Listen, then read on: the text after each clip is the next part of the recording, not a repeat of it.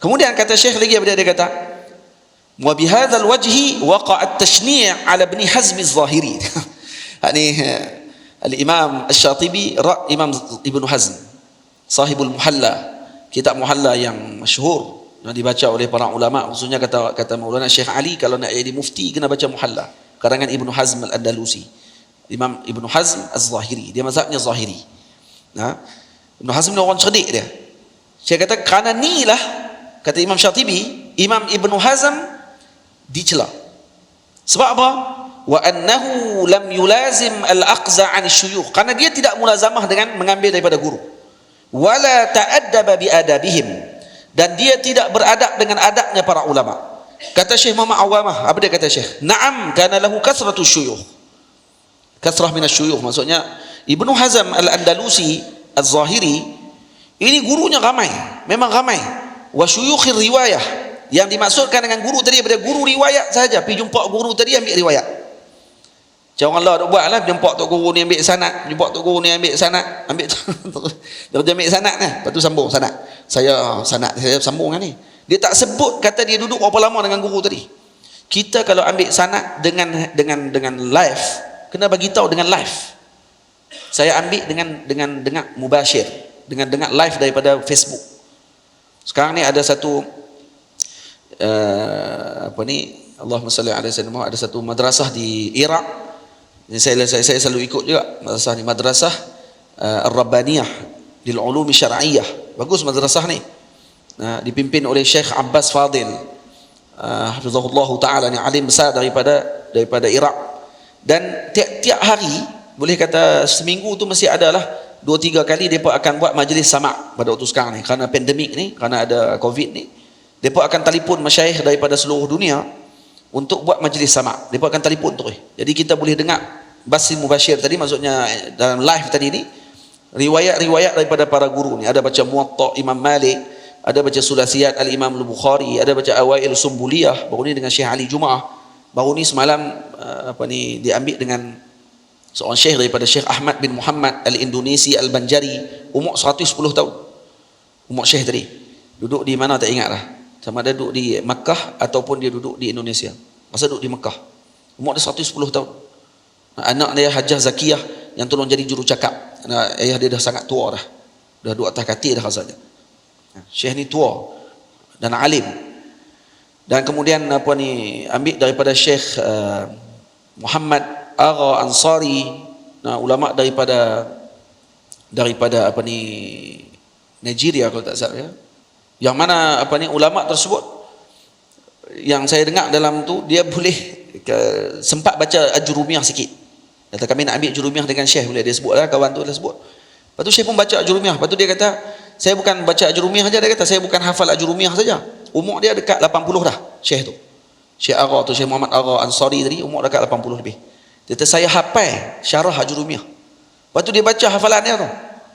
Dia gila. Al-kalam ni apa dia maksud kalam, apa dia, apa tu al-murakkab, apa dia maksudnya, al-mufid, apa dia maksud dia, al-wad, bil wad'i, apa dia maksud bil wad'i, syarah semua dalam bahasa Arab ni dengan hafalan dia. Kuat tu hafalan dia, umur 80. Dia kata tu saya hafal ni 60 tahun yang dulu, tapi masih ingat lagi sampai sekarang, kata dia. Hafalan ni dia kata 60 tahun yang dulu masih ingat sampai sekarang. Oh, memang kuat tu ingatan. Nanti akan ada majlis dengan dia pula. Baik, kalau kita dengar daripada situ, adakah kita diiktibar talaqi dengan guru tersebut secara mubasyarah, depan-depan dengan guru tadi? Tak, kalau orang ni kalau dia tak amanah, dia akan beritahu kata saya ambil daripada fulan bin fulan, seolah macam dia jumpa, dia tak sebut habis. Saya ambil melalui live.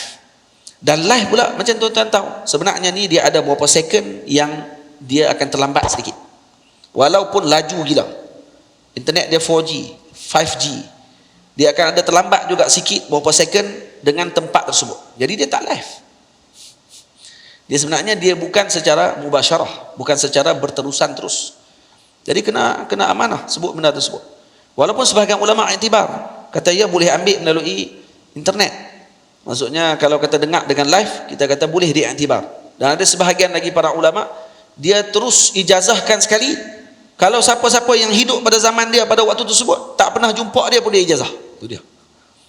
Katanya Syekh Yasin Al-Fadani macam tu. Syekh Yasin Al-Fadani sebelum dia wafat, katanya dia pernah syaratkan begitu. Dia kata, saya ijazahkan kepada semua yang pernah hidup pada zaman saya ini. Maksudnya kita dapat juga. Sebab Syekh meninggal tahun 1990-an. Orang yang lahir tahun 1980-an, nah, dan juga sebelum 1990, waktu Syekh masih hidup, maknanya dia dapat sekali sanad tu walaupun dia tak pernah jumpa dengan Syekh, kerana Syekh pernah syaratkan saya ijazahkan semua. Tapi tak tahu malukah kita kalau kita sebut saya telah mengambil daripada Syekh Yasin Al-Fadani, padahal Syekh Yasin riwayat tadi melalui hanya sekadar dia bagi ijazah tadi untuk bagi orang panggil apa, anugerah kepada umat saja untuk bersambung dengan dia, kata dia. Nah, tak boleh kita buat macam tu. Kita duk kata saya pernah ambil dengan Syekh Yasin. Pernah jumpa Syekh Yasin? Tak, sebab Syekh Yasin dia pernah sebut, kata siapa-siapa yang hidup waktu zaman sebelum aku wafat, maka aku dapat, dia dapat sanad tu sekali. Sebab tu kata Syekh di sini, tengok, Imam Ibn Hazm Al-Andalusi Al-Zahiri, dia banyak Syekh, tapi Syekh riwayah. Illa anna Syatibi, kecuali Imam Syatibi kata apa di sini? Imam Syatibi tak nafikan, kata dia mengaji dengan para guru, dia ambil daripada para guru. Tapi Syatibi berkata, yatakallam an syuyuqis suhbah wal mulazamah. Dia tidak ada guru yang dia bermulazamah, yang duduk dengan guru tersebut, musafir dengan guru tadi, jalan dengan guru tadi, dapat panduan daripada guru tadi, tak ada. Sebab tu berbeza dengan orang yang hanya datang ke masjid bertemu dengan guru, berbeza dengan murid yang bermulazamah dengan guru sepanjang masa. Maka tu ada perbezaan yang sangat jauh. Karena yang duduk dengan guru tadi, dia akan melihat akhlak guru tersebut, dia akan tahu apa yang disukai oleh guru tadi, apa yang tidak disukai oleh guru tersebut, dan sebagainya.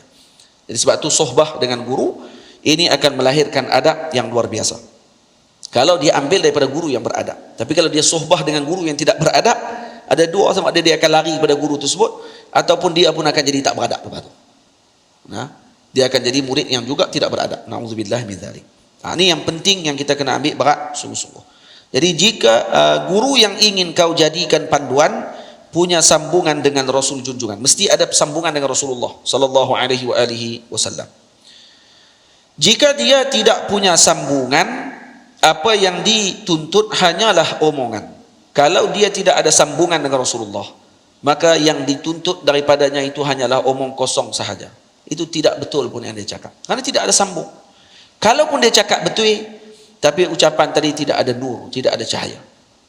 Karena apa? Karena tidak ada sambungan dengan Rasulullah sallallahu alaihi wasallam. Sebab itu penting, dengan sambungan ini sangat penting. Nah, ya ahlullah, para wali Allah Ta'ala, mereka melihat kalam yang bersambung ini dengan sambungan. Nampak cahaya dia betul. Kita tak nampak, tapi mereka nampak kalam cahaya tersebut. Nah, yang kalau ada sambungan. Ada seorang syekh di Masjid Al-Azhar Al-Sharif, kata Syekh Jamal Faruq, dia cerita kat kami, dia ada halaqah Quran di Masjid Al-Azhar. Halaqah Quran ini pada setiap hari Ahad. Jadi yang akan pimpin Syekh Maqra'ah di dalam Masjid Al-Azhar. Setiap hari Ahad dia akan kumpul lepas asak. Nah, lepas mayang asak tu betul-betul akan duduk dekat dengan halaqah. Kalau kata ni mimbar Masjid Azhar, mihrab dia, mihrab Fatimi, mihrab di Masjid Azhar ada banyak. Mihrab kedua, mihrab tengah-tengah.